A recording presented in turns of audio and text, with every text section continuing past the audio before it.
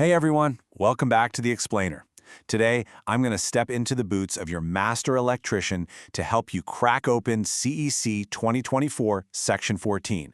We're getting you prepped for the real-world job site and, of course, that all-important Red Seal exam. Think of this as your personal apprenticeship masterclass on protection and control. Here is our syllabus for today.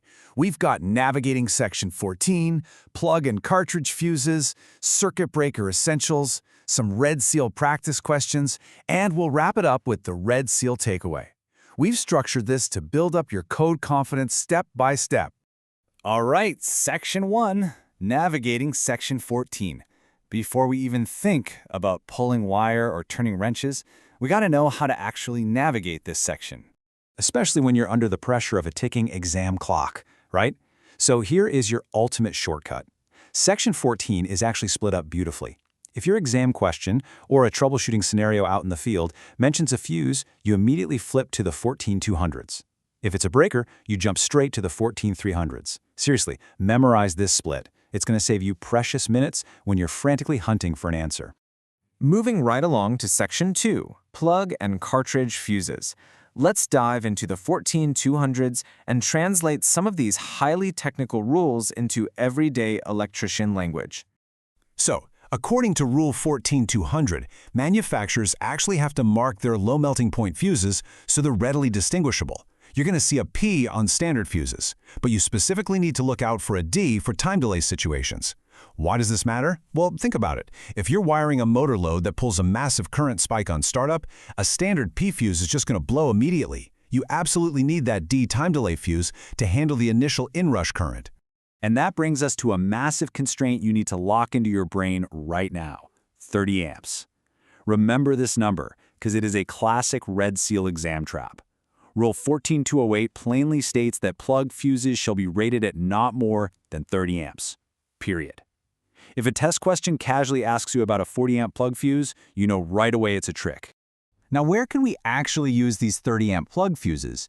Rule 14-202 tells us they are limited to 150 volts to ground on systems with a grounded neutral. So on a residential site, this ensures you aren't accidentally putting a plug fuse across a full, heavy-duty 240-volt load.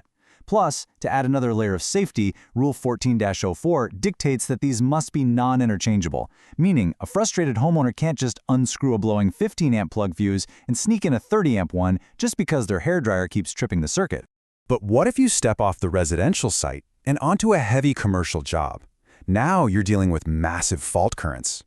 Rule 14-212 explains that a standard Class H fuse handles an interrupting rating up to 10,000 amps.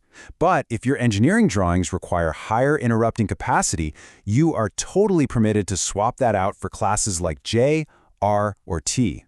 But listen closely here, apprentices. Rule 14-20 strictly prohibits bridging or short-circuiting any fuse or fuse holder. We never ever bypass safety just to get the power back on.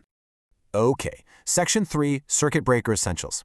Let's jump over to the 14300s and talk about the built-in mechanical safety features we rely on every single day.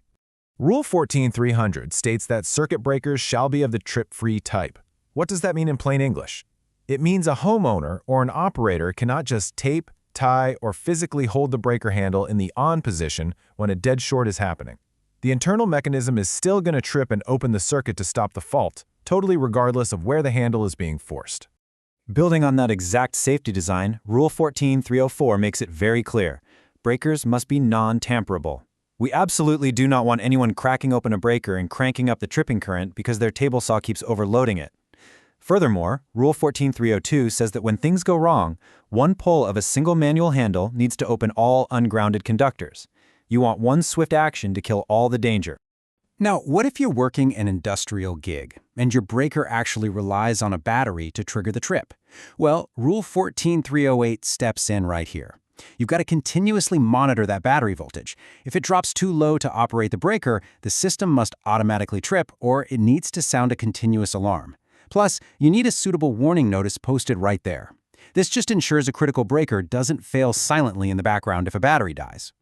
All right, Section 4, Red Seal practice questions. Let's put this codebook knowledge to the test, apprentices.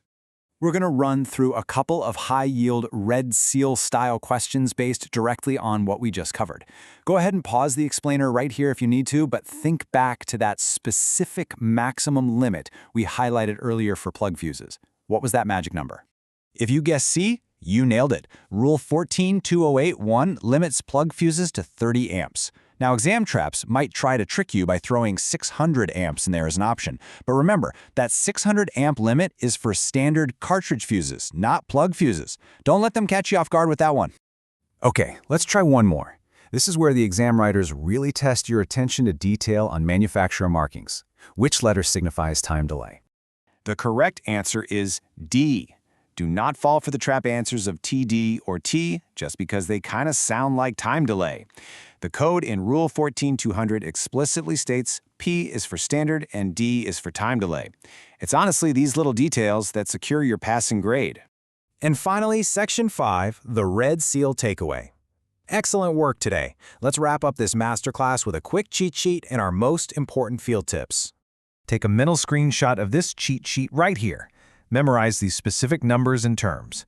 Passing your field inspections and acing that exam both rely heavily on knowing these precise maximums, like the 30-amp plug and 600-amp cartridge limits, and understanding safety designations like trip-free breakers. And here is today's red seal takeaway. These are your 3 biggest points to remember on the job tomorrow. Number 1, know your limits. Never, ever oversize a fuse. Number 2, read the markings. Always verify the fuse lettering for the specific load you're wiring. Remember, motors need that D. And number 3, safety by design. Remember that breaker safety mechanisms, like being trip-free and non-tamperable, are designed specifically to save lives and property. Think about how these rules directly protect you, your coworkers, and your clients out in the field. Ask yourself, could a single misunderstood code rule cost you a passing grade, or worse, your safety tomorrow?